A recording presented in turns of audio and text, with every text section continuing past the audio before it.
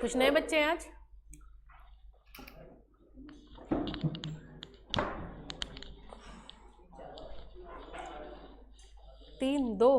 तीन कहाँ थे अब तक? इसी क्लास में पहली बार आए हो कि आए पहली बार हो? इसी क्लास में? पिछली क्लास में कहाँ थे? लास्ट टर्न पे कहाँ थे? अच्छा, कल वाली क्लास इन लोग ने स्टार्ट करी है।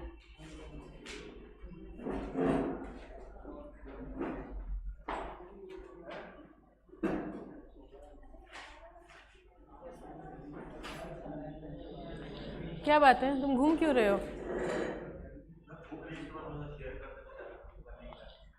बुक्स हैं सबके पास? ठीक है, जिनके पास नहीं भी है यहाँ पे स्क्रीन पे आ रहा है। जितना पढ़ाया था उतना तुम लोग ने रीड करा था? उसमें कोई डाउट है? कॉर्पोरेट गवर्नेंस, कॉर्पोरेट का मतलब क्या होता है? कंपनीज, ये जो कॉर्पोरेशंस हैं जो अंडरटेकिंग चल रही हैं। क्या बात है, क्या हो गया? गवर्नेंस का मतलब बता रहे हो? गवर्नेंस का मतलब रूल्स रेगुलेशन की किस तरीके से कंपनीज चलती है। तो हम लोग ने पढ़ा था कि ये जो कंपनीज एक्ट है ये कॉर्पोरेट गवर्नेंस में बताता है कि जो भी अंडरटेकिंग्स हैं, जितनी भी तरीके की कंपनीज हैं, चाहे प्राइवेट है, चाहे पब्लिक है, चाहे अनलिमिटेड है, चाहे एनपीओज हैं, सबके लिए रूल्स रेगुलेशंस हैं कि आपको कुछ भी काम करना। हम लोग पढ़ते हैं आर्टिकल ऑफ एसोसिएशन, आर्टिकल्स में क्या होते हैं? रूल्स रेगुलेशन, कि आपको किस तरीके से काम करना है। कोई छोटा सा भी आपको अगर काम करना है आपको कंपनीज एक्ट रेफर करना ही पड़ेगा, ताकि ये सारी चीज़ें सिंप्लीफाई। ऐसा ना हो कि आप अलग तरीके से कर रहे हो, दूसरी कंपनी अलग तरीके से काम कर रही है। सारी कंपनीज का एक ही तरीके के रूल्स रेगुलेशन से काम होना चाहिए, उसको हम लोग कहते हैं कॉर्पोरेट गवर्नेंस। तो उन्होंने एक सिंप्लीफाइड तरीके से ईजी लैंग्वेज में पूरा हमें डिटेल में बताया कि हर कंपनी के काम करने का तरीका क्या है, किस तरीके से आपको काम, उसको हम लोग कहते हैं कॉर्पोरेट गवर्नेंस। और किसी को कोई डाउट है? कोई डाउट नहीं है? ठीक है, आज हम लोग को फीचर्स से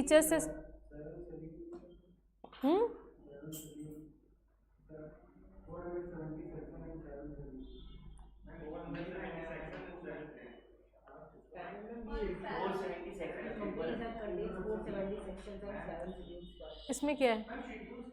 शेड्यूल का मतलब उसका एक अटैचमेंट ही होता है। शेड्यूल्स मतलब जो सेक्शंस में लिखा हुआ है उनकी और क्लैरिफिकेशंस उसमें। इसने बताया कि कंपनीज एक्ट में 470 सेक्शंस हैं और 7 शेड्यूल, मतलब उनकी एक्सप्लेनेशंस के लिए अलग से उन्होंने शेड्यूल वगैरह दिए हुए हैं कि उसमें क्या क्या लिखा होता है। जो भी एक्ट कहता है उसकी एक ईजी लैंग्वेज उन्होंने शेड्यूल के फॉर्म में लिखी हुई है।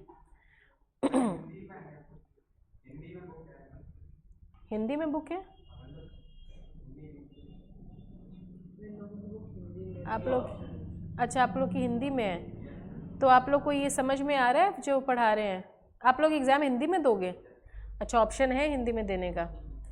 तो ये जो फिर हम पढ़ा रहे हैं उसमें कोई दिक्कत तो नहीं आ रही है? क्योंकि हिंदी मेरे पास तो ये इंग्लिश में है, समझने में कोई प्रॉब्लम तो नहीं आती है? आ रही है प्रॉब्लम? क्योंकि हिंदी में तो हम पढ़ा नहीं पाएंगे।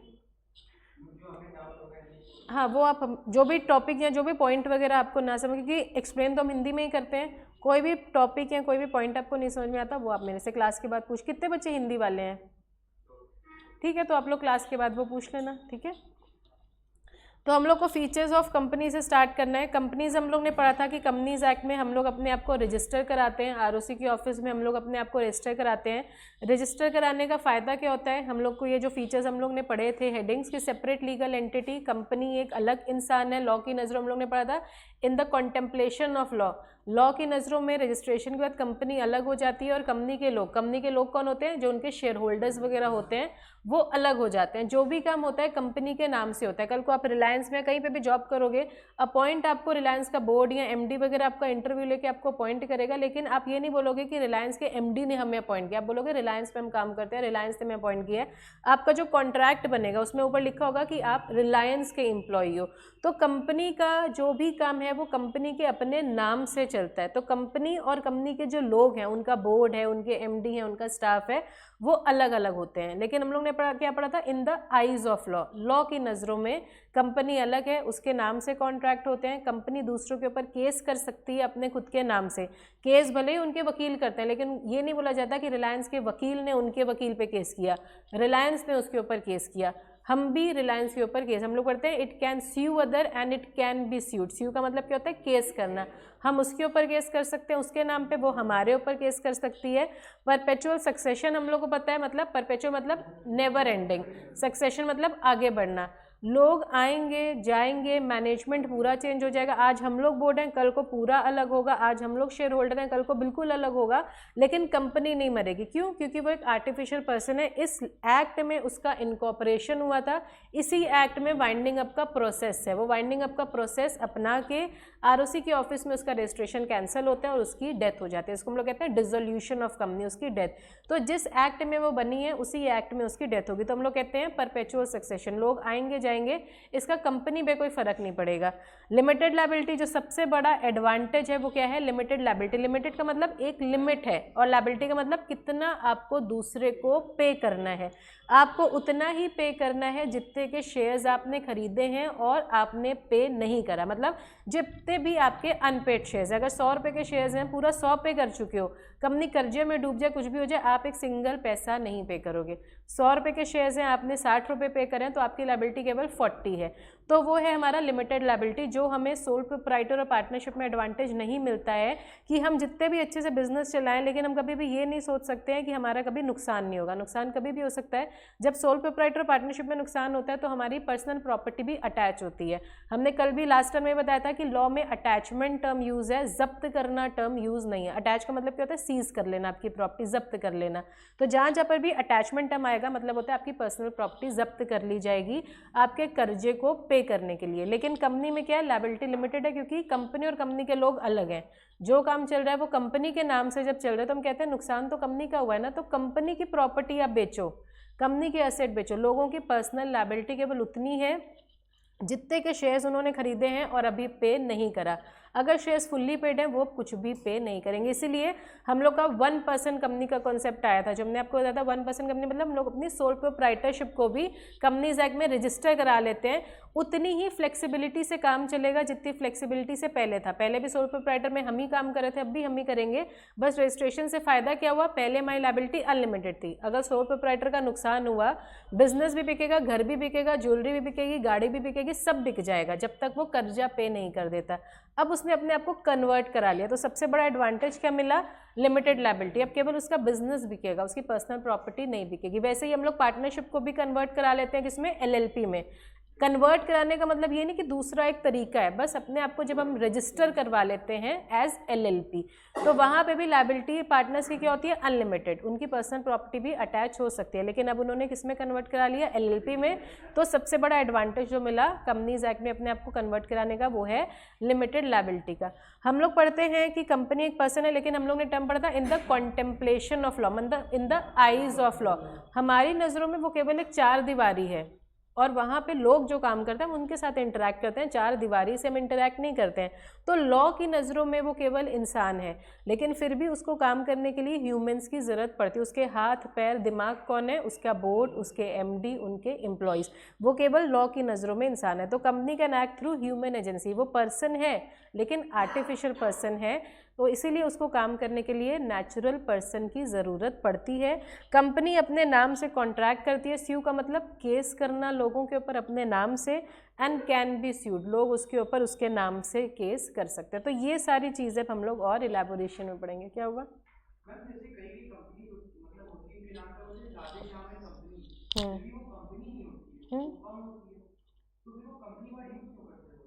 क्योंकि जब उन्होंने अपने आप को हम लोग ने पढ़ा था कि स्टैट्यूटरी कंपनीज भी हैं, उन्होंने कंपनीज एक्ट में रजिस्ट्रेशन ना करा के दूसरे एक्ट्स में अपना रजिस्ट्रेशन कराया, जहाँ पे हम लोगों ने पढ़ा अलग अलग। अब आप लोग सीए बनोगे, सीए की फर्म आप खोलोगे, अब अपने नाम के आगे एंड एसोसिएट्स या एंड कंपनी, आप आईसीएसआई के, आप चार्टर्ड अकाउंटेंट इंस्टीट्यूट के साथ अपने आप को रजिस्टर कराओगे, तो वो एक अलग चीज़ है। वो कंपनी है लेकिन वहाँ पे केवल चार्टर्ड अकाउंटेंट्स या वो प्रोफेशनल ही मेंबर्स हैं। जितने भी अंडरटेकिंग्स हैं सब रजिस्टर्ड हैं, लेकिन वो जो है ज़रूरी नहीं है कि कंपनीज एक्ट में ही रहे, सबका अलग अलग है। और कंपनी के आगे हम लोग कंपनी टर्म नहीं यूज़ करते, हम लोग लिमिटेड यूज़ करते हैं या प्राइवेट लिमिटेड टर्म यूज़ करते हैं। ओपीसी अलग है हमारा, लेकिन प्राइवेट कंपनी है तो हम लोग प्राइवेट लिमिटेड, पब्लिक है तो केवल लिमिटेड। हम लोग एंड कंपनी टर्म यूज़ नहीं करते। एंड कंपनी हमारे प्रोफेशनल्स के लिए होता है या वकीलों के लिए होता है या CA CSC WA के लिए होता है। यहाँ तक क्लियर है? स्टार्ट करें। तो we have seen the definition given to the company from a layman. Layman का मतलब एक आम इंसान को अगर आप समझाओगे कंपनी क्या है, तो हम कहते हैं कंपनी आपने अपने आप को रजिस्टर करवा लो, तुम्हारा बोर्ड हो जाएगा, शेयर होल्डर पैसा लगाएंगे, उनके पैसे से तुम बिजनेस चलाना, जो प्रॉफिट कमाओगे तुम डिविडेंड देना। तो एक लॉ, एक लेमैन, लेमैन का मतलब एक आम इंसान के मतलब कंपनी क्या होगा वो ऊपर हम लोग ने पढ़ा कि उसकी सेपरेट लीगल एंटिटी हो जाएगी, उसका परपेचुअल सक्सेशन हो जाएगा, उसकी लिमिटेड लायबिलिटी हो जाएगी। But the company form of organisation है certain distinctive feature that help us to understand the realm of the company. मतलब रिलीम का मतलब फीचर्स ऑफ कंपनी क्या है जो उसको दूसरे बिजनेस से अलग करता है। मतलब एक कंपनी को सोल प्रोप्राइटर से, पार्टनरशिप से अलग ये वाले फीचर्स करते हैं। सबसे पहला फीचर क्या है, सेपरेट लीगल एंटिटी का फीचर, कि आप जब सोल प्रोप्राइटर अपनी दुकान चलाते हो, आपकी मान लो एक स्टेशनरी दुकान है, तो आपकी दुकान और आप एक ही हो। दुकान अगर कर्जे में डूबी है तो आप ये नहीं कह सकते दुकान की स्टेशनरी आइटम बेच दो, हम कुछ नहीं, आपके घर की प्रॉपर्टी भी अटैच हो जाएगी। प्रॉफिट आपका है, नुकसान भी आपका है, ओन भी आप करते हो, पैसा भी आप लगाते हो, मैनेज भी आप करते हो, सब कुछ आप करोगे। लेकिन कंपनी में हम लोग क्या पढ़ते हैं, there is a divorce between management and ownership. Management कौन करता है, बोर्ड ऑफ डायरेक्टर, और ओनर्स कौन होते हैं, शेयर होल्डर्स। शेयर होल्डर्स पैसा लगाते हैं और वो लोग मैनेज नहीं करते हैं, मैनेज कौन करता है, हमारा बोर्ड ऑफ डायरेक्टर। तो कंपनी एक सेपरेट लीगल एंटिटी, एक सेपरेट है और उसके लोग अलग हैं, कंपनी अलग है और उसको मैनेज कोई और कर रहा है और उसमें पैसा कोई और लगा रहा है। इसीलिए हम लोग पढ़ते हैं साल के एंड में एनुअल जनरल मीटिंग्स होती हैं जहाँ पे शेयर होल्डर्स देखते हैं, अकाउंट्स दिखाओ, उसके बाद बताओ कितना डिविडेंड दोगे। और ये बोर्ड ऑफ डायरेक्टर को अपॉइंट भी कौन करते हैं, शेयर होल्डर। एजीएम के टाइम पे ऑर्डिनरी रेजोल्यूशन मतलब 51% से वोटिंग होती है, उसमें बोर्ड को वो लोग चेंज कर सकते हैं, दोबारा से वो लोग रीअपॉइंट कर सकते हैं। क्यों, क्योंकि वो लोग आपके पूरे साल का काम देखते हैं कि तुमने अकाउंट सही से मेंटेन करे हैं, कैसे हमारा पैसा इन्वेस्ट करा है, रिटर्न अच्छे आ रहे हैं, तो ठीक नहीं आया तो बोर्ड को चेंज करो ताकि हमारा पैसा लगा, बोर्ड का तो कुछ जा नहीं रहा, पैसा तो हमारा जा रहा है। और सेपरेट लीगल एंटिटी का मतलब कंपनी के लोग अलग हैं और कंपनी अलग है। तो कंपनी का जो काम है वो कंपनी के नाम से होगा, कंपनी के लोग भले ही वो काम कर रहे हैं लेकिन कंपनी के लोगों के नाम से कंपनी का काम नहीं चलता। There is a distinctive feature between different form of organisation and the most striking feature, मतलब जो सबसे अलग फीचर है वो क्या है कि कंपनी का एक यूनिक कैरेक्टर है सेपरेट लीगल एंटिटी का। कंपनी अलग है और कंपनी के लोग अलग हैं। कल को कुछ भी कर्जे की बात आएगी, कुछ भी लायबिलिटी की बात आएगी, आप कंपनी की प्रॉपर्टी बेचो, कंपनी का फर्नीचर बेचो, कंपनी का जो लैंड है वो बेचो, उनके बोर्ड का, उनके शेयर होल्डर का प्रॉपर्टी या 1 रुपया भी एक्स्ट्रा आप उनसे अक्वायर नहीं कर सकते। In other words when a company is registered, register मतलब जब हम लोग अपने बिजनेस को आरओसी की ऑफिस में रजिस्टर करवा लेते हैं, it is cloth with legal personality, तो वो लॉ की नज़रों में एक लीगल पर्सन बन जाता है। वो पर्सन बन जाता है लेकिन नेचुरल नहीं, वो आर्टिफिशियल या फिर वो लीगल पर्सन बन जाता है। It comes to have almost the same right and power as a human being, मतलब वो अपने नाम पे काम करता है, अपने नाम से लोगों को अपॉइंट करता है, अपने नाम से लोगों को निकाल देता है, वो दूसरों के ऊपर केस कर सकता है, लोग उसके ऊपर केस कर सकते हैं, तो वो सारे काम करता है। लेकिन फिर भी कौन करते हैं काम, उसका बोर्ड, क्योंकि वो एक आर्टिफिशियल पर्सन है, उसको चलाने के लिए कुछ नेचुरल लोगों की ज़रूरत पड़ती है। Its existence is distinct and separate from that of its member. Member term जब आता है हम लोग शेयर होल्डर टर्म यूज़ करते हैं। मेंबर्स जब यहाँ पे लिखा जाए तो मेंबर का मतलब बोर्ड नहीं होता, कंपनी काम कर रही है वो बोर्ड है, कंपनी का मतलब कंपनी का बोर्ड। जब हम लोग बुक में मेंबर टर्म पढ़ेंगे या ओनर टर्म पढ़ेंगे उसका मतलब होगा शेयर होल्डर। तो कंपनी किससे डिस्टिंक्ट है, फ्रॉम इट्स मेंबर। पैसा भले ही लोग लगा रहे हैं, शेयर होल्डर लगा रहे हैं, लेकिन फिर भी कंपनी और कंपनी के लोग अलग अलग हैं। A company can own property, अगर कोई जगह रिलायंस ने या एबीसी लिमिटेड ने खरीदी है तो वहाँ पे बाहर में लिखा जाएगा this land is of ABC, या इसका ओनर कौन है, एबीसी है। ये नहीं बोला जाएगा कि एबीसी के शेयर होल्डर इनके ओनर, भले ही पैसा शेयर होल्डर का लगता है सारे काम में, लेकिन कभी भी ये नहीं बोला जाएगा कि एबीसी के जो शेयर होल्डर है वो इस प्रॉपर्टी के ओनर है। हमेशा लिखा जाएगा this land belong to ABC limited. तो वो अपने नाम से प्रॉपर्टी खरीदेगा, कंपनी का अपना बैंक अकाउंट वगैरह होगा जहाँ से लोगों को सैलरी मिलेगी, जो भी पेमेंट्स वगैरह आएंगी। अगर लोन लेना है, क्रेडिटर्स से पैसा लेना है या डिबेंचर्स इशू करना है, डिबेंचर्स भी क्या होते हैं, बोरोड फंड, तो वो कंपनी के नाम से लिया जाएगा। जो भी कर्जे वगैरह हैं, जो भी लायबिलिटीज़ हैं, वो सारी कंपनी के नाम से होगी। जो भी कॉन्ट्रैक्ट है किसी के साथ सप्लाई का, कुछ खरीदने का, बेचने का, सैलरी देने का, लेने का, लोगों को अपॉइंट करने का, निकालने का, सारे कॉन्ट्रैक्ट भले ही करेगा कंपनी का बोर्ड, लेकिन कभी भी ये नहीं बोला जाएगा कि ये कॉन्ट्रैक्ट कंपनी के बोर्ड ने करा या एमडी ने करा, हमेशा बोला जाएगा ये कॉन्ट्रैक्ट एबीसी लिमिटेड ने करा। तो सारे कॉन्ट्रैक्ट भी कंपनी के नाम से किए जाएंगे। क्लियर है यहाँ तक? It is at law a person which is distinct from the subscriber to memorandum of association. Its personality is distinct and separate from the personality of those who compose it. Compose का मतलब होता है जो उसको incorporate कराते हैं, जो उसको बनाते हैं। अब यहाँ पे एक टर्म आया सब्सक्राइबर, इसका मतलब आप लोगों ने मेमोरेंडम कभी पढ़ा होगा, मेमोरेंडम पढ़ा है, मेमोरेंडम के क्लॉजेस पढ़े होंगे, नेम क्लॉज, ऑब्जेक्ट क्लॉज, उसमें एक आखिरी क्लॉज होता है सब्सक्रिप्शन क्लॉज। वो क्या होता है? सब्सक्राइबिंग द शेयर्स, मतलब क्या हुआ? सब्सक्रिप्शन क्लॉज का मतलब क्या होता है?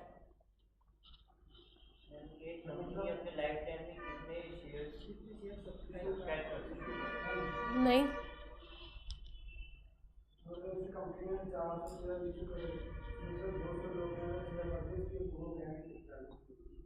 नहीं, कॉल्स आ गई? नहीं।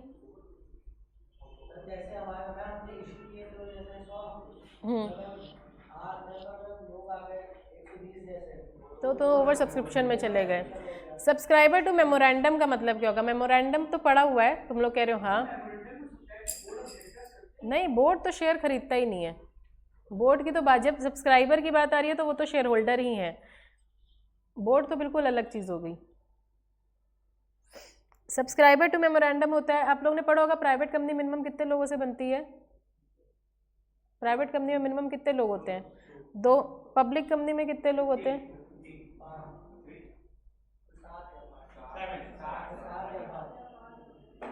पब्लिक कंपनी में मिनिमम 7 लोग होते हैं जब हम लोग कंपनी इनकॉर्पोरेट करा रहे होते हैं। प्राइवेट कंपनी में मिनिमम 2 लोग होते हैं। प्राइवेट कंपनी में मैक्सिमम कितने लोग होते हैं? 220। किसने बोला? 20 कहाँ से आया? सब्सक्राइबर टू मेमोरेंडम का मतलब होता है जब कंपनी इनकॉर्पोरेट होती है तो पहले 2 शेयर होल्डर जो कंपनी इनकॉर्पोरेट करवाते हैं या पहले 7 शेयर होल्डर जो कंपनी इनकॉर्पोरेट करवाते हैं उनका नाम मेमोरेंडम में लिखा होता है कि पहले कौन से 2 शेयर होल्डर हैं जिनके पैसे से हमारी कंपनी इनकॉर्पोरेट हुई है, उसको हम लोग कहते हैं सब्सक्राइबर। फिर उसके बाद मेमोरेंडम में जैसे जैसे लोग बढ़ते हैं 200 लोग तक, हम लोग उनके नाम ऐड नहीं करते, केवल पहले 2 या पहले 7 शेयर होल्डर्स का नाम ही मेमोरेंडम में लिखा जाता है। मतलब पहले 2 शेयर होल्डर्स कौन थे कंपनी इनकॉर्पोरेट करते समय, हमें 2 ही लोग चाहिए। और मिनिमम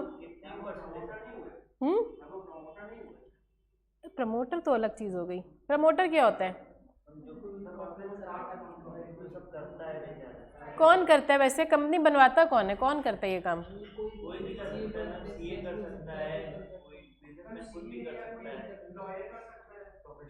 कोई भी प्रोफेशनल सीए, सीएस, सीडब्ल्यूए या कोई लीगल प्रैक्टिशनर जो कि कंपनी लॉ में है वो कर सकता है। प्रमोटर टर्म हम लोग यूज़ कर, हम लोग ने प्रमोटर की जब डेफिनेशन पढ़ी होगी तो आप लोग ने क्या डेफिनेशन पढ़ी? It stand in a fiduciary position with the company. ये टर्म हमेशा पढ़ा होगा, फिड्यूशरी।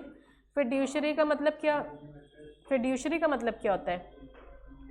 फिड्यूशरी का जब प्रमोटर टर्म पढ़ा होगा तो आप लोग ने पढ़ा होगा promoter stand in a fiduciary position with the company, मतलब ट्रस्ट। जैसे ही हमारी कंपनी इनकॉर्पोरेट होती है, प्रमोटर टर्म कभी भी इनकॉर्पोरेशन के बाद हम लोग यूज़ नहीं करते हैं। इनकॉर्पोरेशन मतलब सर्टिफिकेट ऑफ इनकॉर्पोरेशन कंपनी को मिला। कंपनी का बर्थ कब होता है? जब आरओसी से सर्टिफिकेट ऑफ इनकॉर्पोरेशन मिला।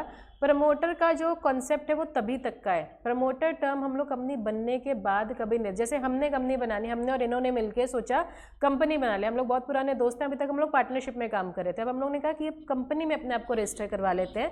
तो हम मान लो सीएस हैं, हम ही ने कंपनी प्रमोट भी करा ली और हम दोनों ने मिलकर तो हम लोग को सब्सक्राइबर बोला जाएगा। प्रमोटर टर्म कंपनी बनने के बाद हम लोग कभी भी यूज़ नहीं करते हैं।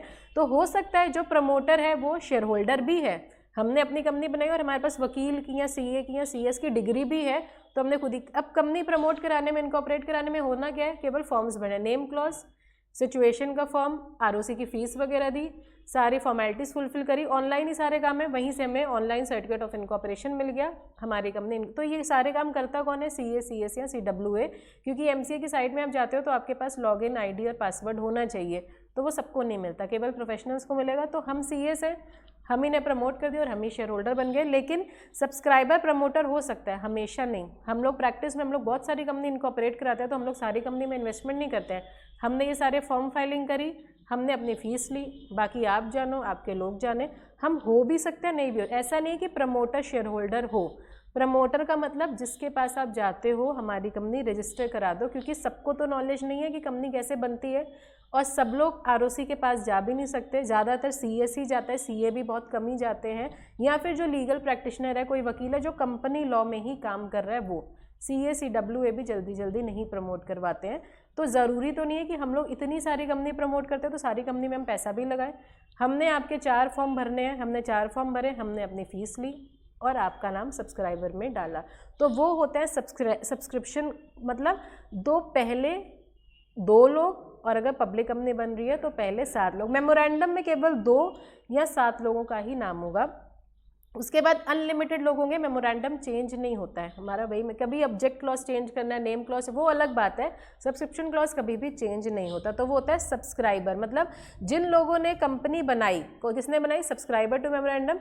लेकिन कंपनी उन लोगों से भी अलग है, क्योंकि कंपनी बन गई जिस नाम से बनी, पैसा भले ही वो 2 या 7 लोगों ने लगाया था, उन लोगों के नाम से कंपनी नहीं चलेगी, कंपनी चलेगी अपने खुद के नाम से। कंपनी बनते समय जो पैसा लगा है, सबको एक एक शेयर खरीदना है, बाकी तो जितना भी कितना भी ले सकते हो आप। 100 रुपये लगाओ, 200 रुपये लगाओ, 300, वो आपके ऊपर है। ऐसा कोई लिमिट नहीं है कि इतना, मिनिमम लिमिट कुछ भी नहीं है, जितना भी लगाओ हो सकता है।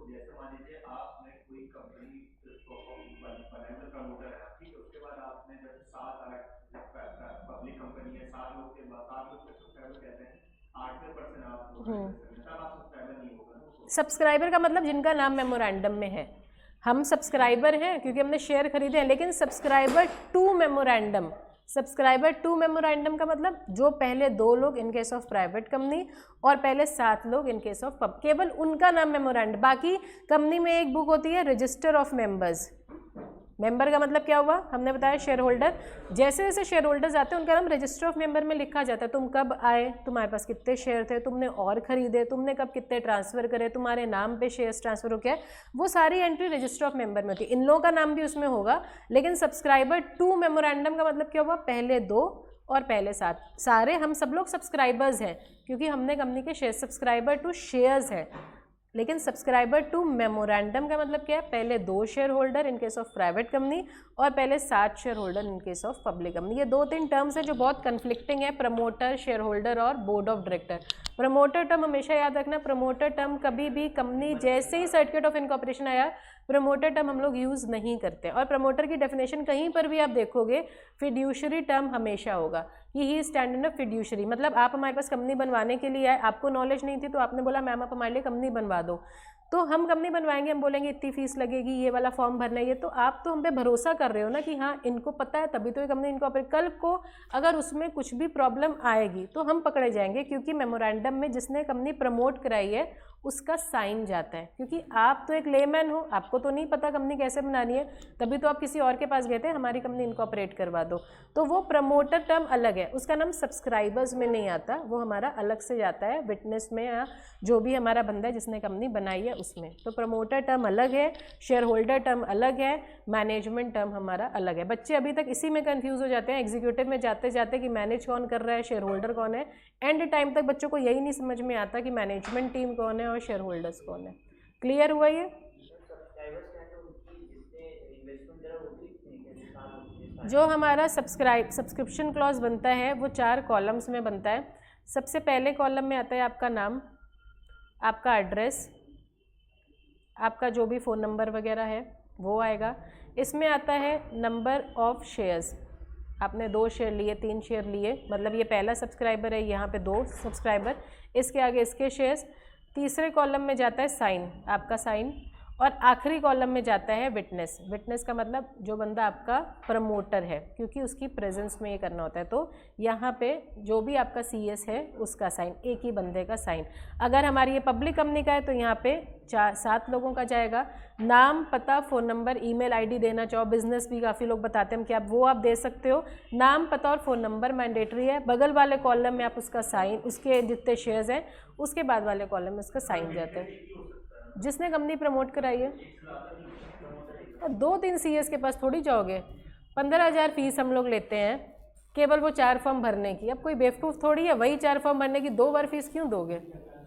ये फीस है जो हम लोग बहुत, जो बंदा कहता है मैडम जी प्लीज़ डिस्काउंट, तो हम लोग 15,000 लेते हैं, जो हमें पता है कि 4 फॉर्म हमने तुरंत डालने हैं।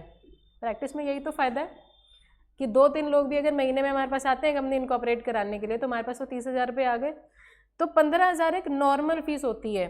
जो हमने जब प्रैक्टिस अपनी स्टार्ट करी थी तब हमने पहली बार जो कंपनी इनकॉर्पोरेट कराई थी 2012 की 11 में, तब हमने 15,000 फीस चार्ज करी थी। तो आज के हिसाब से तो हम लोग कहते हैं भैया कोरोना चल रहा है, काम किसी के पास नहीं है। हम लोग का प्रैक्टिसिंग, हम लोग की एसोसिएट है, बहुत लोग आते हैं, तो वो तो बात की बात है।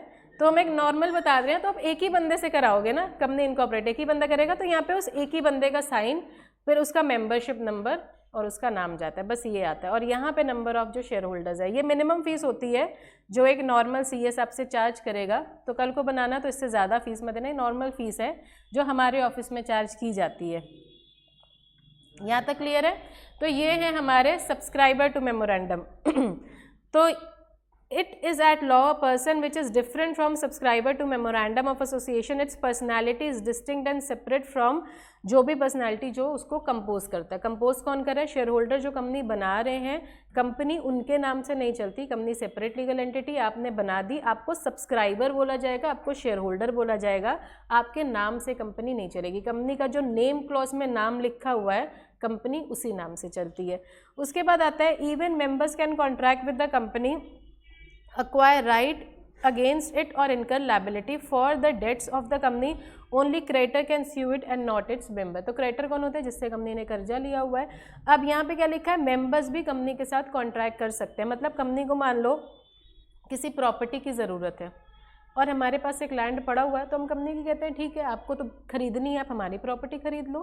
तो मेंबर्स क्योंकि शेयर होल्डर हैं, वो डे टू डे कंपनी में तो रहते नहीं है, डे टू डे तो हमारा बोर्ड ही है और कंपनी जो काम करते हैं अपने नाम से करते हैं, और हम लोग पढ़ते हैं कंपनी और कंपनी के लोग अलग अलग हैं। तो कंपनी अपने लोगों के साथ भी कॉन्ट्रैक्ट कर सकती है। कंपनी को मान लो कोई फर्नीचर बेचना है तो हम कहते हैं हम ही को बेच दो, हमारा घर बन रहा है हमको चाहिए।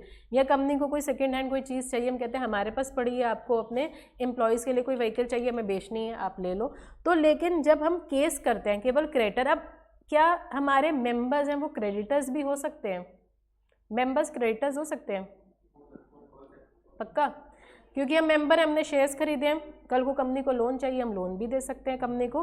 तो अगर हमने लोन नहीं दिया, हम केवल मेंबर, हम कंपनी के ऊपर केस नहीं कर सकते कि कंपनी ने हमें डिविडेंड नहीं दिया। अगर हमने कंपनी को लोन दिया हुआ, तो अगर जितने का लोन कंपनी ने पे नहीं करा, हम उसके लिए केस कर सकते हैं। शेयर्स का पैसा, डिविडेंड का पैसा, उसके लिए आप कंपनी के ऊपर केस नहीं कर सकते हो। तो as a creditor you can sue the company, लेकिन नॉट एज इट्स मेंबर। और मेंबर्स क्रेडिटर्स भी हो सकते हैं। आपने शेयर खरीदे, आप मेंबर, आपने डिबेंचर्स खरीदे, आप डिबेंचर होल्डर भी हो गए कंपनी के क्रेडिटर्स। क्या क्या चीज़?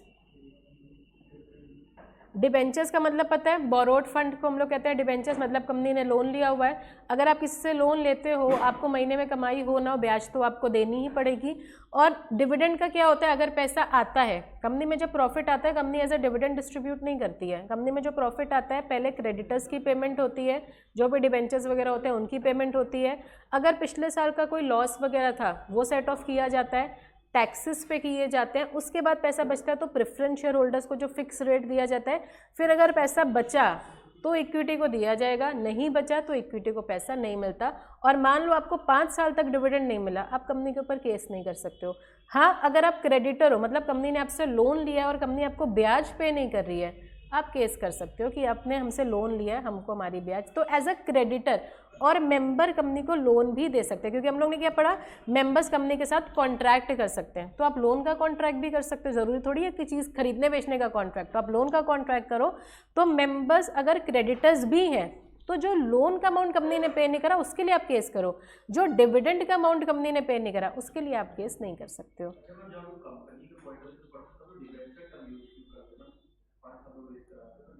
हमेशा डिबेंचर टर्म यूज़ नहीं करते हैं, डिबेंचर्स अलग है नॉर्मली भी। जैसे शेयर सर्टिफिकेट होता है वैसे डिबेंचर सर्टिफिकेट होता है।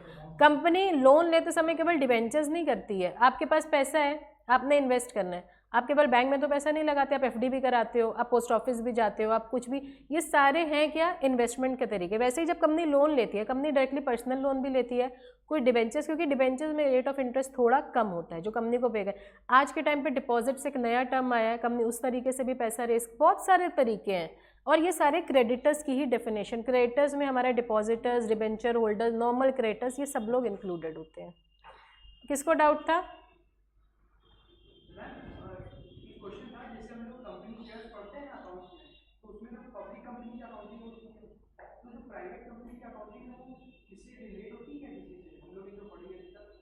नहीं, ऐसा तो कुछ नहीं है, अकाउंट्स तो दोनों कंपनी के उसी तरीके से बनते हैं। प्राइवेट कंपनी शेयर्स नहीं इशू करती है मार्केट में। हम लोग कहते हैं कि वहाँ पे इनविटेशन टू पब्लिक नहीं होता है। इसका रीज़न क्या होता है, प्राइवेट कंपनी शेयर्स मार्केट में इशू क्यों नहीं करती है?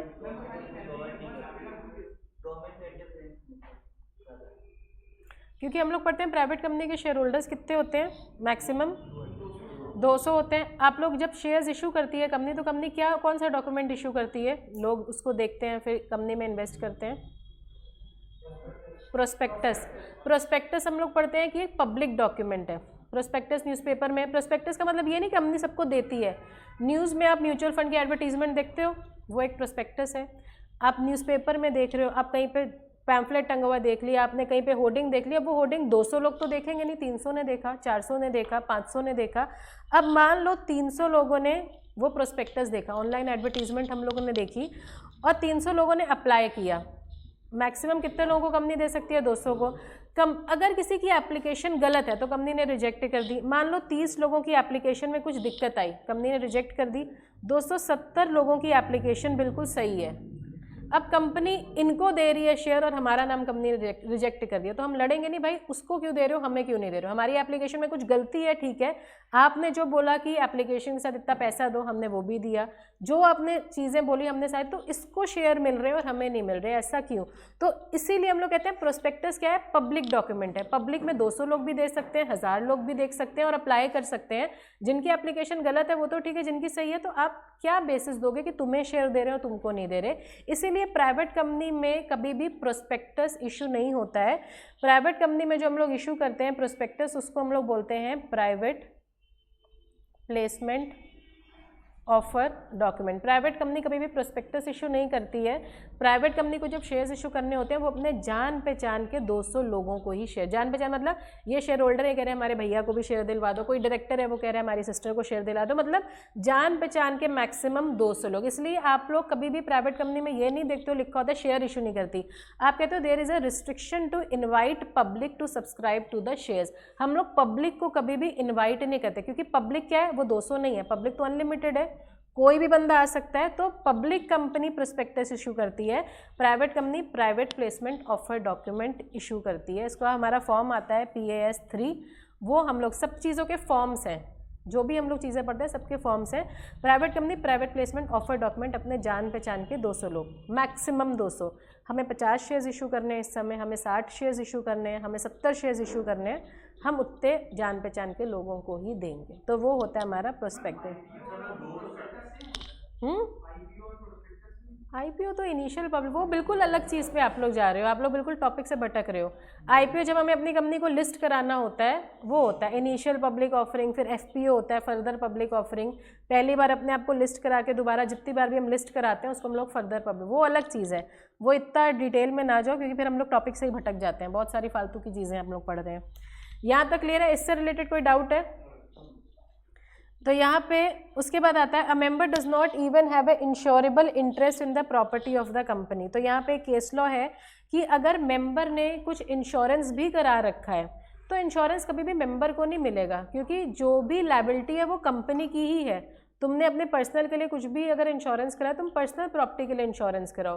कंपनी का कॉन्ट्रैक्ट या इंश्योरेंस का भी कॉन्ट्रैक्ट जो होगा वो कंपनी अपने नाम से कराएगी, शेयर होल्डर या डायरेक्टर के नाम से ऐसा कुछ भी नहीं चलेगा। इसमें है M was a holder of nearly all except one of a timber company. तो एक कंपनी थी जहाँ पे उसके पास इंटायरली मान लो 90% तक शेयर्स थे।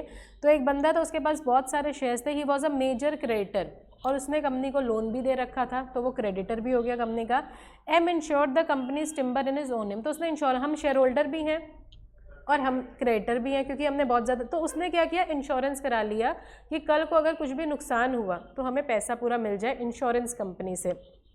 The timber was lost in fire. उस कंपनी में आग लग गई और बहुत सारा उनका नुकसान हुआ। एम ने इंश्योरेंस कंपनी से कॉम्पेंसेशन मांगा। Held the insurance company was not liable to pay him. वो कह रही है जो भी हमें पे करना होगा हम कंपनी को पे करेंगे, तुम्हें हम क्यों पे करेंगे। तो हम कंपनी के नाम से अगर इंश्योरेंस हुआ होता, क्योंकि तुम शेयर होल्डर भी हो इसीलिए तुमने इंश्योरेंस कंपनी के साथ कॉन्ट्रैक्ट भी कर लिया, क्योंकि तुम्हें पता था, क्योंकि तुमने लोन भी दे रखा है। लोन अगर कंपनी के नाम से हुआ होता हम कंपनी को पे करेंगे, तुमने अपने नाम से लोन की इंश्योरेंस करवाया कंपनी के लिए। कंपनी और कंपनी के लोग तो अलग हैं। कंपनी के नाम से इंश्योरेंस हुआ होता तो कंपनी को पे करते, तुम्हारे नाम से हुआ है, हम तुमको कंपनी के नुकसान की इंश्योरेंस का पैसा तुमको पे नहीं होगा। ये क्लियर है। कंपनी और कंपनी के लोग अलग हैं। उसके बाद आता है परपेचुअल सक्सेशन, मतलब लोग आएंगे जाएंगे, पूरा मैनेजमेंट चेंज हो जाएगा, किसी की डेथ हो गई, कोई इंसॉल्वेंट हो गया, कोई बैंकरप्ट हो गया, कोई डिसेबल हो गया, सब लोग चेंज हो जाएंगे, लेकिन कंपनी नहीं मरेगी। कंपनी क्योंकि आर्टिफिशियल तरीके से इस एक्ट में बनी थी और आर्टिफिशियल तरीके से ही उसकी डेथ होगी। आर्टिफिशियल तरीके से डेथ मतलब हमारे इसमें वाइंडिंग अप के पूरे स्टेप्स हैं। कोर्ट से एक लिक्विडेटर आता है जो कंपनी की प्रॉपर्टी बेचता है, सारे कर्जदारों का कर्जा पे किया जाता है, उसके बाद पैसा बचता है तो शेयर होल्डर्स को डिस्ट्रीब्यूट किया जाता है। फिर ना कोई एसेट है क्योंकि वो बिक गया, ना कोई लायबिलिटी है क्योंकि सबको पे कर दिया गया। फिर फाइनल डिसोल्यूशन के ऑर्डर आते हैं कि अब कंपनी को बंद कर, मतलब जब कंपनी इनकॉर्पोरेट होती है तो रजिस्ट्रार अपने बुक्स में एंट्री करता है, एक रजिस्टर ऑफ कंपनीज नाम का रजिस्टर होता है। जैसे जैसे कंपनी इनकॉर्पोरेट होती है नाम लिखता है कि इस दिन ये कंपनी इनको, वहाँ पे कंपनी का नाम कैंसिल कर दिया जाता है कि कंपनी मर गई। तो वो है हमारा वाइंडिंग अप का प्रोसेस। तो जब तक वो, और वाइंडिंग अप का काम कोर्ट से होता है, कोर्ट में हमें अप्लाई करना पड़ता है, वो पूरा कोर्ट का रोल होता है। कोर्ट से ही लिक्विडेटर आता है जो सारे एसेट्स बेचता है फिर डिस्पोज ऑफ करता है, और एंड में वही स्टेटमेंट देता है कि अब ना कोई एसेट है ना कोई लायबिलिटी बची, सारी चीज़ें बेच के सबका कर्जा दे दिया गया, कुछ भी नहीं है, तो आप डिसोल्यूशन के ऑर्डर दे दो। तब आरओसी स्ट्राइक ऑफ का काम करता है। तो तब तक भले ही दो ही लोग हैं, मिनिमम 2 लोग हैं, और कंपनी में कुछ भी काम नहीं चल रहा, लेकिन कंपनी फिर भी एग्जिस्टेंस में ही मानी जाएगी। तो परपेचुअल सक्सेशन मेंबर्स जितने एसेट है उतने तक ही लायबिलिटी पे करेंगे, क्योंकि लोगों से तो कुछ मांग नहीं सकते। अगर किसी बंदे की डेथ हो जाती है, मान लो उसके पास इसके ऊपर 1 करोड़ का कर्जा है, घर वर बेच के 70 लाख ही है, तो उतना ही पे करोगे ना। जो बंदा मर गया वो तो आएगा नहीं, अब कंपनी तो मर गई, एसेट उतने ही थे, जितना था फिर हम लोग उस प्रपोर्शन में उसको डिवाइड करेंगे कि किसी ने 1 लाख का, किसी को 1 लाख देना था, किसी को 50 देना था, तो 1 लाख वाले को 70 दिया, 50 वाले को 40 दिया। तो जिस प्रपोर्शन, क्योंकि अब कंपनी के जितने एसेट है, मेंबर्स की तो पर्सनल लायबिलिटी कुछ भी नहीं है, यही तो एक फ़ायदा है। अब मान लो कंपनी के ऊपर लोन 1 करोड़ का है, प्रॉपर्टी बिकी 70 लाख की, ऐसे अगर नॉर्मल बिजनेस होता तो 30 लाख हम लोग को देना पड़ता, घर से प्रॉपर्टी बेचते। कंपनी की लायबिलिटी क्या है, लिमिटेड, लोगों की लायबिलिटी लिमिटेड है। जो भी अगर किसी का शेयर का पैसा देना बाकी था वो देंगे, बाकी हम लोग के मेंबर्स कुछ भी पे, जो है उसी में सबको निपटाओ, उसके अलावा लोग कुछ भी कंट्रीब्यूट नहीं करेंगे। मेंबर्स में डाए कंपनी जो होती है वो अपना इंश्योरेंस किसी एक कंपनी से एक बार ही करा सकती है कि बाकी भी इंश्योरेंस कंपनी से करवा सकती है? डिपेंड करता है कंपनी की कितनी एसेट है, उसके अकॉर्डिंग इंश्योरेंस कंपनी से वो इंश्योरेंस कराती है। पूरा क्लेम तो मिलता है कि जितना लॉस हुआ, तो अगर वो 5-6 जगह से करा ले तो और वाइंडिंग अप के टाइम पे वैसे भी इंश्योरेंस क्लेम नहीं मिलता, वो तो कोई अगर मिस हैपनिंग होती है तो इंश्योरेंस, हम अपनी इच्छा से कंपनी को वाइंड अप करा रहे हैं क्योंकि हमें पता है कि इंश्योरेंस कंपनी तो है ही पैसा देने के लिए। कंपनी के इंश्योरेंस के क्लॉजेज अलग हैं, कंपनी में कुछ नुकसान होगा, कुछ आग लग गई, कुछ इस तरीके की कैलामिटी होगी तो इंश्योरेंस कंपनी आती है, करण जोहर की जो प्रोडक्शन है उसने वो बाहुबली, अलग। सुनिए तो वो भी जो कंपनी है उसने प्रोड्यूस किया था बाहुबली को, तो उसने 100 करोड़ का इंश्योरेंस उसने करवाया था बाहुबली मूवी पे। तो मैम अगर वो उससे ज़्यादा का करवा लेता 2-3 कंपनी से, तो उसके पूरे पैसे बच जाते अगर लॉस होता तो। क्योंकि इंश्योरेंस कंपनी ऐसे इंश्योरेंस कंपनी इसका करती ही नहीं है, क्योंकि मिस हैपनिंग पे ही पैसा मिलेगा। वो तो प्रोडक्शन हाउस, क्योंकि सबके क्लॉजेज अलग अलग हैं, क्योंकि क्या आप बिजनेस में हो उसके अकॉर्डिंग किस क्लॉज पे आपको इंश्योरेंस का पैसा मिलेगा वो अलग चीज़ है। क्योंकि घाटा तो हमेशा ही होना है, हर बार घाटा होने पे इंश्योरेंस कंपनी थोड़ी ना पैसा देगी। वो तो मिस अब आप बिजनेस कर रहे हो, भले ही हमने इंश्योरेंस कराया बिजनेस का, लेकिन अगर बिजनेस में आग लग गई, चोरी हो गई होगी, तभी इंश्योरेंस, अब घाटा हो गया बिजनेस चलाते चलाते, तो इंश्योरेंस कंपनी थोड़ी पैसा देगी। तो वो अलग अलग क्लॉजेज होते हैं। आप लाइफ इंश्योरेंस भी कराओगे तो भी क्लॉज अलग है, जो बुढ़ा बंदा है उसको कम में मिलेगा, जो अभी यंग है उसका ज़्यादा का इंश्योरेंस होगा, वो तो उनकी अलग अलग क्लॉजेज होंगे।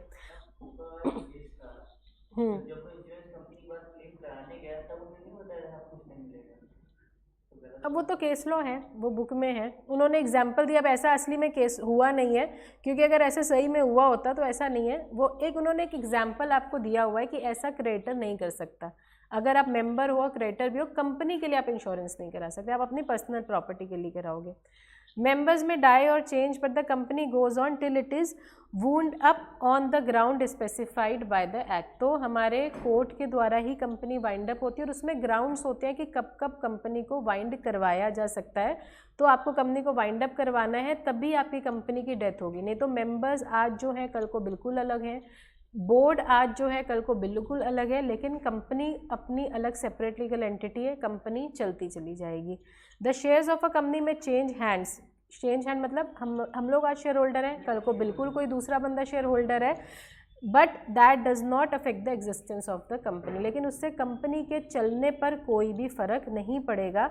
Since a company is an artificial person created by law, law alone can bring an end to its life. क्योंकि वो आर्टिफिशियल पर्सन है, और लॉ मतलब कंपनी लॉ में उसका एग्जिस्टेंस हुआ, कंपनी लॉ के थ्रू वो एग्जिस्टेंस में आई, तो उसी लॉ में उसका वाइंडिंग अप का भी प्रोसेस है, उसी लॉ के द्वारा ही उसकी डेथ होगी। तो उसने कुछ फॉर्मेलिटीज़ निभाई थी जिसकी वजह से उसको इनकॉर्पोरेट किया गया।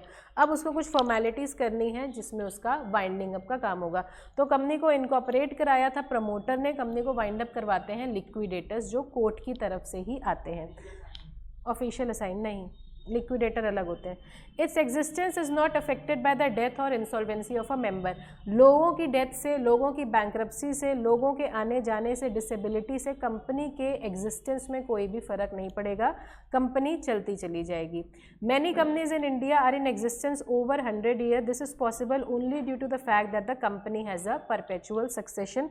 There was a company which has 7 member and all of them died in an aircraft. Despite this company still exist unlike partnership form. अब पार्टनरशिप अगर रजिस्टर्ड नहीं है, 2 पार्टनर्स है, एक की भी डेथ हो गई, पार्टनरशिप हमारी खत्म, या फिर दूसरे बंदे का लीगल असाइनी वगैरह है तो अलग बात है। अब इसीलिए हमने पार्टनरशिप को अपना क्या किया है, आरओसी में कन्वर्ट करवाया। आरओसी में तो उसको लिमिटेड लायबिलिटी, परपेचुअल सक्सेशन, ये सारे फीचर्स। तो जब हम लोग कंपनीज एक्ट में अपने आप को रजिस्टर कराते हैं तो हमें वही फ्लेक्सिबिलिटी मिलती है काम करने की जो पहले थी, प्लस ये जो फीचर्स हमें कंपनी लॉ के मिल रहे हैं वो सारे एडवांटेजेस भी हमको मिलते हैं। जब हम लोग वो पढ़ेंगे तो आप लोग पढ़ोगे, उसमें आपको एक नॉमिनी का फॉर्म देना होता है कि अगर आपकी डेथ हो गई या इनकेपेबल हो गए तो अब बिजनेस को ऑन, अब मान लो बिजनेस आगे नहीं बढ़ाना चाहता नॉमिनी, फिर वो कोर्ट के पास जाएगा कि वाइंड अप करवा दो, क्योंकि आपकी भी डेथ हो गई, नॉमिनी भी नहीं है, तो वाइंड अप को, अब कोर्ट को अपने आप तो सपना आएगा नहीं कि कौन बंदा मर रहा है, कौन हो रहा है। तो जब हम लोग ओपीसी में कन्वर्ट कराते हैं, हम लोग एक नॉमिनी का फॉर्म भरते हैं कि हमारे जाने के बाद कौन इस सारे काम को हैंड ओवर करेगा। लिमिटेड लायबिलिटी का मतलब क्या हुआ, हम लोग पढ़ते हैं कंपनी लिमिटेड बाय शेयर है, मतलब कंपनी लिमिटेड बाय शेयर का मतलब क्या होता है, जितने शेयर्स अभी अनपेड हैं हमें उतना ही पे करना है, उससे ज़्यादा नहीं। एक यहाँ पे टर्म लिखा हुआ है कंपनी लिमिटेड बाय गारंटी, इसका मतलब क्या होता है,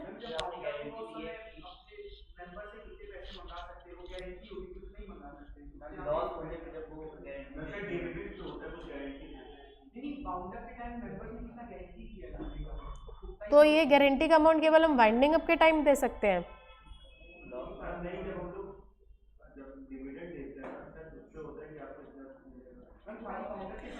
शेयर का पैसा हम कब पे करते हैं, कंपनी जब मांगे तब, या वाइंडिंग अप के टाइम पे। एक है हमारी लिमिटेड लायबिलिटी कंपनी, मतलब हम लोग इसको कहते हैं लिमिटेड बाय शेयर, दूसरा आपको दिख रहा है लिमिटेड बाय गारंटी और एक है हमारा unlimited company. Limited by share का मतलब होता है कि जितने के शेयर्स हमने खरीदे हैं और जितना पैसा पे नहीं करा है हम उतना ही पे करेंगे, वो कंपनी के ऊपर है। कंपनी अपनी लाइफ टाइम में आपसे पैसा मांग, हम लोग पढ़ते हैं call first call second call, company को मान लो अभी पैसों की ज़रूरत है ही नहीं और जब तक हम मान लो बहुत भी अमीर है, लेकिन अगर हमने किसी को पैसे, जब तक वो मांगेगा नहीं हम लोग भी डीटा देते ही नहीं है।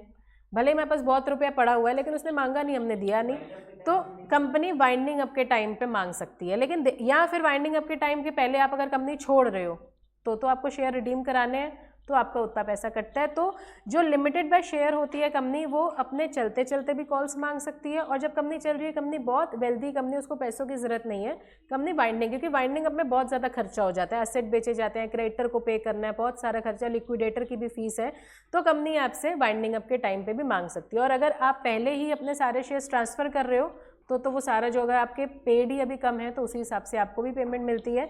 ये जो गारंटी वाला होता है, गारंटी का मतलब जब हम कंपनी के शेयर होल्डर बनते हैं, हम उस समय खुद रिटर्न गारंटी देते हैं कि जब आपकी कंपनी वाइंड अप होगी हम अपनी तरफ से 100, 200, 300 इतने रुपये और पे करेंगे, लेकिन वाइंड अप होगी तब, और तब तक अगर हम जिंदा रहे या शेयर होल्डर रहे तब।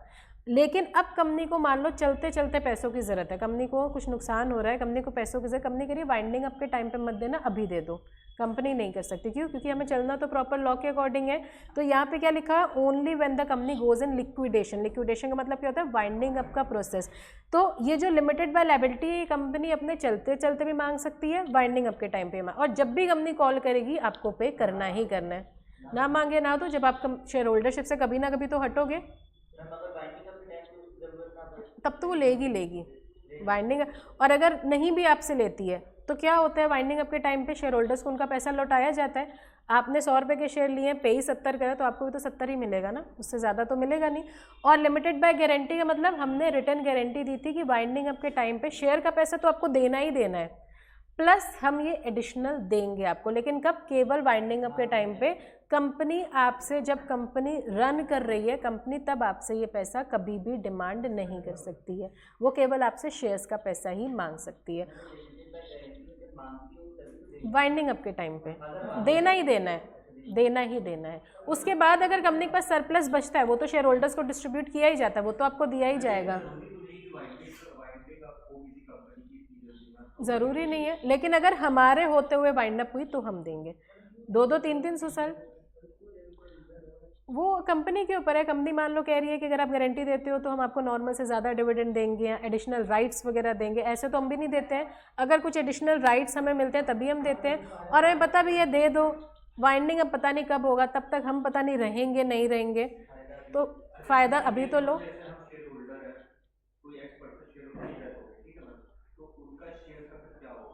लीगल रिप्रेजेंटेटिव को चला जाता है शेयर्स, वो तो आपके लीगल रिप्रेजेंटेटिव, जो भी आपने नॉमिनी लिखा होगा उसको चला जाएगा।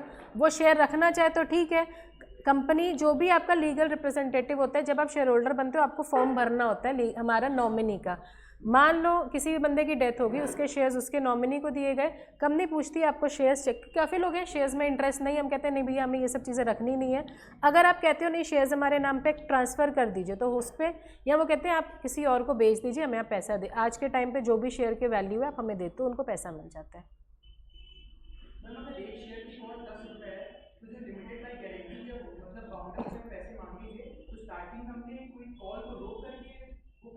शेयर का पैसा तो देना ही देना है, गारंटी का मतलब जितने के शेयर वो तो देना ही देना है।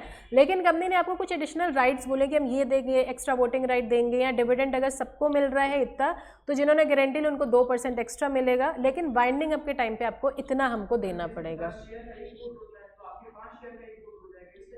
वो कंपनी के ऊपर है, ये हमने केवल एग्जाम्पल दिया है कि कंपनी वोटिंग राइट बढ़ा सकती है, हो सकता है कंपनी आपकी डिविडेंड राइट बढ़ा सकती है, हो सकता है कंपनी आपको कुछ बोनस शेयर्स दे दे या राइट शेयर, कुछ भी हो सकता है, क्योंकि हम भी तभी पैसा देंगे ना जब हमें कुछ एडिशनल राइट्स में, और हमें पता है राइट्स तो भी मिल रहे हैं, पैसा तो हमने वाइंडिंग अप के टाइम पे देना है, तब तक हम रहें, तब तक जो भी हो। तो ये इसका मतलब ये नहीं है कि शेयर्स का पैसा नहीं देना, शेयर्स का पैसा तो देना ही देना है पूरा, वो तो कंपनी अपने चलते चलते या वाइंडिंग अप कभी भी मांग सकती है। ये गारंटी का मतलब शेयर 100 रुपये के, वो तो देना ही देना है, उसके अलावा कुछ एक्स्ट्रा आपने और पे करना है, और ये रिटर्न में आप देते हो कि हम देंगे अगर वाइंडिंग अप के टाइम पे हम रहे तो।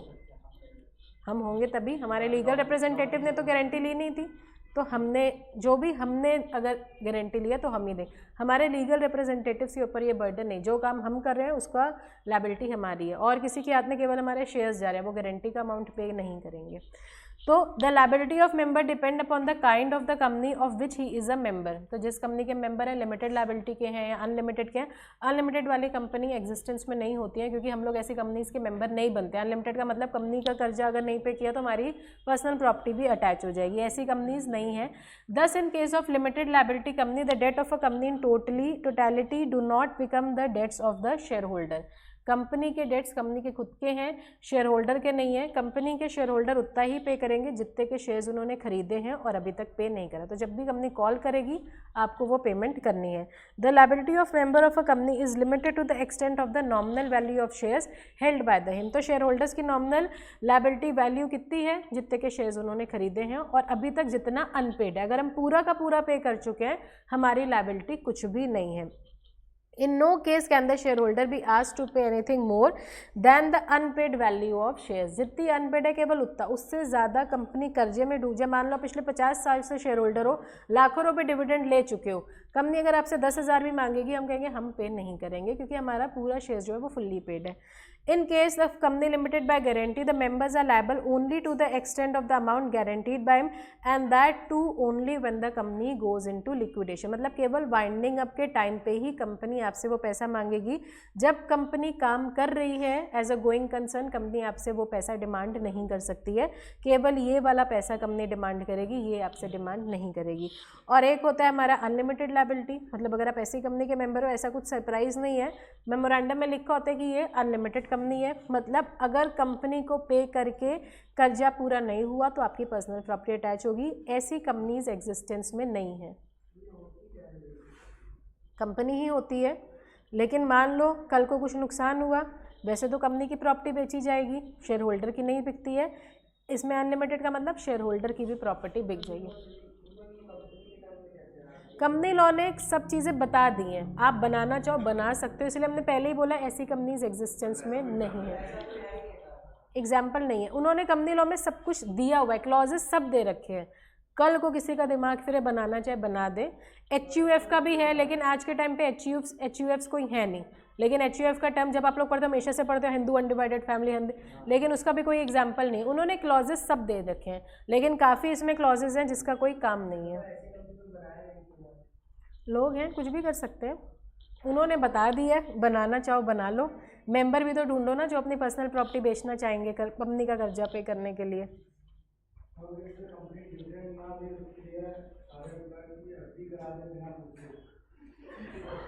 कोई कंपनी इतनी बेवकूफ़ नहीं है नहीं कराएगी। कंपनी अगर डिविडेंड नहीं पे करती है तो वो क्यूमुलेटिव हो जाता है, अगले साल आपको पे करेगी पिछले साल का और इस साल का मिला के, वो भी प्रेफरेंस शेयर होल्डर का। FD नहीं कराएगी। ये तो एम्प्लॉयज़ का होता है, शेयर होल्डर का थोड़ी होता है। और डिविडेंड तो शेयर होल्डर को मिलता है, शेयर होल्डर एम्प्लॉयज़ थोड़ी होते हैं। और ये जो PF होता है वो आपकी सैलरी से ही कटता है। 15,000 सैलरी है तो मिलेगी 12,000, बाकी 3-3 हज़ार काटते रहेंगे, PF में डालते रहेंगे और एंड में आपको वो देंगे। वो कुछ अपनी तरफ से नहीं दे रहे हैं, वो आप ही का पैसा काट के आपको एंड में मिल रहा है, स्टार्टिंग में नहीं मिल रहा।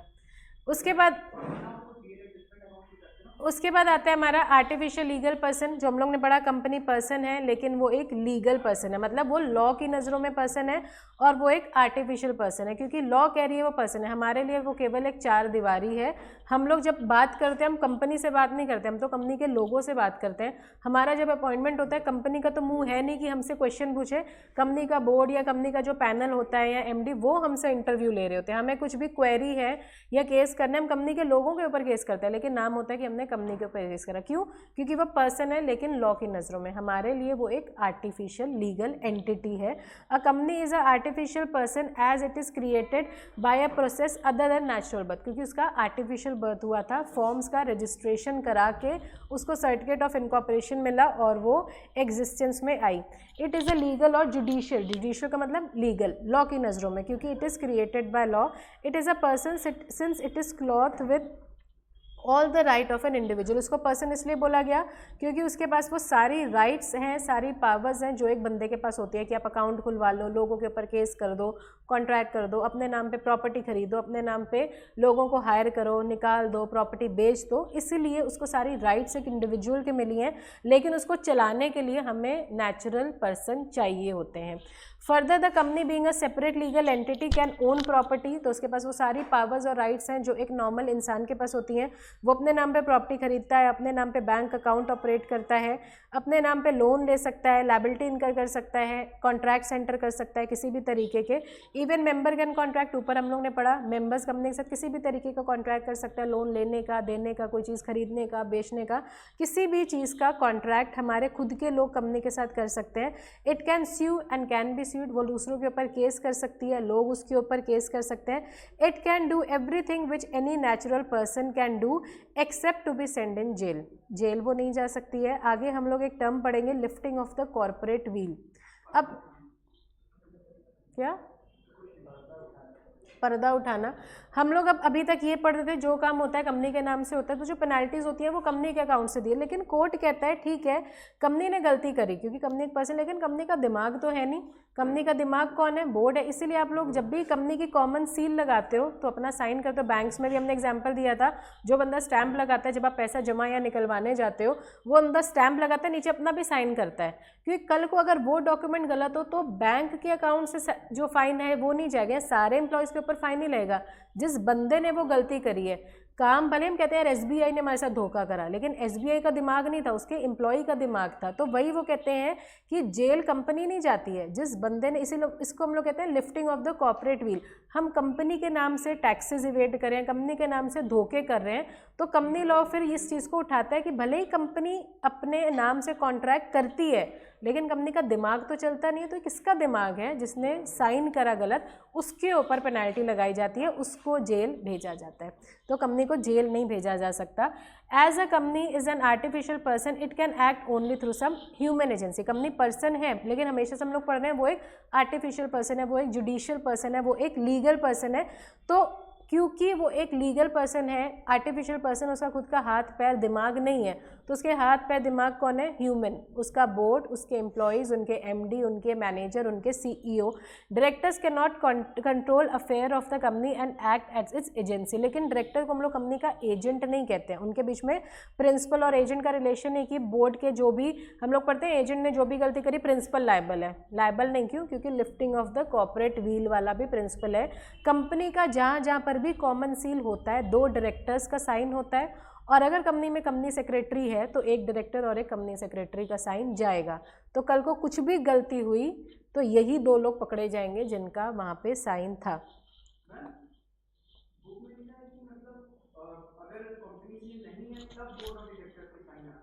अगर कंपनी का सील नहीं है तो 2 डायरेक्टर तो CA साइन करता है। कंपनी का सील भी जो लगाता है, जो बंदा स्टैंप लगाता है, वो अपना साइन करता ही करता है। वहाँ पे कहीं पर भी कंपनी का सील है या किसी भी ऑर्गेनाइजेशन में, बैंक है, इंश्योरेंस कंपनी है, जो भी बंदा स्टैंप लगाएगा वो अपना साइन करेगा। कि वो डॉक्यूमेंट अगर गलत है तो पता कैसे चले? उसका खुद का दिमाग या हाथ पैर तो है नहीं बैंक है जिसने स्टैंप लगा दी, और अगर ऐसे किसी का साइन है तो सारे एम्प्लॉयज़ के ऊपर पेनल्टी लगाई जाएगी। तो जिस बंदे ने गलती करी है उसको पकड़ने के लिए साइन उसका होता है। The director can either on their own name और through the common seal can authenticates its formal act. तो जो भी कंपनी के फॉर्मल डॉक्यूमेंट्स होते हैं उसमें उनका साइन, जो प्रॉपर ऑफिशियल डॉक्यूमेंट होंगे उसमें तो कॉमन सील लगता ही है। बाकी डे टू डे वाले बिल काटना है तो डायरेक्टर अपना ही साइन कर देता है। कॉमन सील कैसे? ये तो होता ही है। अब आप लोग जॉब करोगे कल को तो जितने भी इंटरनेशनल कॉल या कॉल करने होंगे हम लोग ऑफिस से करते हैं कि हमारे फ़ोन का खर्चा ना है। तो फ्रॉड तो बहुत होता है, लोग अपने टीवी का रिचार्ज ऑफिस के रिचार्ज से करवा देते हैं। ये छोटे मोटे तो हम लोग इंडियंस हैं, पैसा तो बचाएंगे ही, ये सब तो करने ही करने हैं हम लोग ने। बाकी प्रिंट आउट निकालने होते हैं तो हम लोग घर का प्रिंटर नहीं यूज़ करते हैं, हम लोग ऑफिस का प्रिंटर यूज़ करते हैं। ऑफिस के प्रिंटर के जो भी A4 शीट्स होती है वो हम लोग घर पे ले आते हैं, जो हम लोग करते हैं घर पे ले आते हैं, फिर अपने प्रिंटर में लगाते हैं। बच्चों को ड्राइंग के लिए वो वाली A4 शीट्स देते हैं हम लोग जो ऑफिस से लेके आए हैं। काफ़ी काम है, ये छोटी मोटी चोरियाँ तो चलती हैं, लेकिन इससे किसी का नुकसान ना हो, वो वाली चोरी। एक्सपेंस तो कंपनी का है, लेकिन हम लोग को मज़ा आता है। अब बाहर 2-2 घंटे, आज तो जियो ने सब कुछ बहुत सस्ता कर दिया, लेकिन पहले इंटरनेशनल कॉल करनी है तो ऑफिस से करेंगे। रिश्तेदार जो पता है ज़्यादा लंबा चटेगा तो ऑफिस में हम लोग ट्रेनिंग में जाते थे, वहाँ से करते थे। जब मैडम चली जाती तो हम लोग फ़ोन करते थे। ये तो फिर इसमें तो मज़ा आता ही है, पर ऐसी चीज़ें जिसमें नुकसान ना हो, जब तक पकड़े ना जाओ तब तक ऐसे छोटे मोटे इंडियंस है, ये हमसे कोई निकाल नहीं सकता हमारे दिमाग से। ये तो हमने करना ही करना है। ऑफिस से स्टेपलर उठा के ले आए, पेन उठा के ले आए, राइटिंग पैड उठा के ले आए, घर पे दिए, घर वाले खुश, स्टेपलर आया है। तो ये सब चीज़ें तो हम लोग ने भी करी है ट्रेनिंग के टाइम पे। स्टेशनरी एक्स्ट्रा उठा के ले आए। तो ये ऐसी चीज़ें जो सब करते हैं। हम लोग फ्रॉड की बात कर रहे हैं कि कस्टमर्स का नुकसान ना हो। छोटी मोटी चीज़ें करो, कोई दिक्कत नहीं, इसमें मज़ा आती है। ऑफिस जाने में इंटरेस्ट कैसे आएगा? अब ये सब नहीं करोगे, कोई चीज़ तो अट्रैक्ट करे ना कि हमें ऑफिस जाना है, कि हमें आज स्टेशनरी लेके आनी है, ये करना है, ये तो करना ही है, कोई दिक्कत नहीं है। उसके बाद आता है कॉमन सील, मतलब कंपनी का साइन। क्योंकि कंपनी के डॉक्यूमेंट्स हैं तो कंपनी का साइन होना चाहिए। कंपनी का साइन है कॉमन सील, वो स्टैम्प जिसको हम लगाते हैं तो कंपनी का पूरा नाम प्रिंट होके आता है। तो जो भी बंदा वो स्टैम्प लगाता है उसका साइन होता है। क्योंकि कंपनी आर्टिफिशियल पर्सन है, हाथ तो है नहीं कि अपना स्टैम्प खुद लगाए, तो जिसने वो स्टैम्प लगाया अपना साइन। और अगर आज के टाइम पे मैंडेटरी नहीं है कंपनी का कॉमन सील, तो इसीलिए 2 डायरेक्टर का साइन मैंडेटरी हो गया है कि तुम दोनों की मिली भगत है। और अगर कंपनी में कंपनी सेक्रेटरी अपॉइंटेड है तो एक कंपनी सेक्रेटरी और एक हमारा डायरेक्टर। और काफ़ी जगह पे सीएस की जगह एमडी भी साइन करता है। तो एमडी अगर है तो मैनेजिंग डायरेक्टर भी साइन कर सकता है। A company being a artificial person is not bestowed with the body of natural being, therefore it works through the agency of human being. तो हम लोग डे 1 से पढ़ते आने कंपनी पर्सन है, लेकिन वो एक आर्टिफिशियल पर्सन है। लेकिन आर्टिफिशियल होने के बाद उसको पावर सारी नेचुरल ह्यूमन बीइंग की दी गई, लेकिन उसको चलने के लिए फिर नेचुरल पर्सन की ज़रूरत पड़ती है, क्योंकि वो एक आर्टिफिशियल पर्सन है। कॉमन सील का मतलब उसका ऑफिशियल सिग्नेचर, उसका स्टैम्प जो उसके सारे ऑफिशियल डॉक्यूमेंट्स में, कॉन्ट्रैक्ट्स में होना चाहिए। The common seal is a seal used by the corporation as a symbol of its incorporate. जब आप इनकॉर्पोरेट होते हो तो आपको अपना स्टैम्प मिलता है, तो आप अपने हर ऑफिशियल डॉक्यूमेंट में वो स्टैम्प लगवाते हो। कंपनीज़ में 2015 में कंपनीज एक्ट आने के बाद भी अमेंडमेंट हुआ, जहाँ पे बोला कि आज के टाइम पे आप अगर कॉमन सील बनवाना चाहो तो ठीक है, नहीं बनवाना चाहते तो केवल डायरेक्टर्स का साइन भी चलेगा। तो आज हम लोग की काफ़ी कंपनीज़ हैं जो नहीं बनवाती हैं, अगर वो चाहें तो। वैसे सबके पास कॉमन सील अपना होता है। Has made the common seal optional by omitting the words and a common seal. वो कहते हैं एंड, अगर कॉमन सील लगाना चाहो तो ठीक, नहीं लगाना चाहते हो तो 2 डायरेक्टर्स का साइन या फिर कंपनी सेक्रेटरी का साइन ही काफ़ी है। तो नीचे नेक्स्ट पेज में आपको दिखेगा, in case the company does not have a common seal. वैसे तो कॉमन सील लगाई जाती है, इन केस कंपनी के पास कॉमन सील नहीं है, द ऑथराइजेशन तो उसकी अथॉरिटी होगी 2 डायरेक्टर्स और by a director and the company secretary wherever the company has appointed a company secretary. जब हमारी कंपनी की पेड अप कैपिटल 10 करोड़ से ऊपर होती है तो मैंडेटरी होता है सीएस का अपॉइंटमेंट। तो 10 करोड़ से कम की कंपनी है, सीएस है नहीं, तो 2 डायरेक्टर, और 10 करोड़ से ऊपर की कंपनी है, सीएस है, तो 1 डायरेक्टर और 1 कंपनी सेक्रेटरी साइन करेगा। और अगर कॉमन सील है तो केवल जो डायरेक्टर या जिस भी बंदे ने काम किया है, सील लगाई है, वो अपना साइन करेगा। उसके बाद कॉर्पोरेट व्हील, यहाँ से हम लोग नेक्स्ट टर्न पे पढ़ेंगे। जो हमने बताया था कॉर्पोरेट व्हील का मतलब कि हर चीज़ में हम ये कह के नहीं बच सकते कंपनी के नाम से काम हुआ है तो कंपनी से पेनल्टी लो। तो ये व्हील का मतलब होता है ये जो आपने प्रोटेक्शन या शेल्टर ले रखा है कंपनी के नाम का, उस चीज़ को कंपनी लॉ हटाता है और देखता है कि एक्चुअली में गलती है किसकी, उसके ऊपर पेनल्टी लगाई जाती है। आप कुछ पूछ रहे थे? Board of director decide, court vote ये सब काम नहीं करता, कोर्ट का इन्वॉल्वमेंट नहीं होता। कोर्ट का इन्वॉल्वमेंट केवल बाइंडिंग अप या मर्जर अमैलगमेशन के टाइम पे होता है, वैसे नहीं। इतना समझ में आया? बुक की लैंग्वेज समझ में आ रही है? ठीक है, बुक्स तो सबके पास है, ठीक है। घर पे इतना आप लोग रिवाइज करो ताकि नेक्स्ट टाइम पे कोई डाउट है तो वो हम लोग पहले देखें, उसके बाद स्टार्ट करेंगे। Thank you.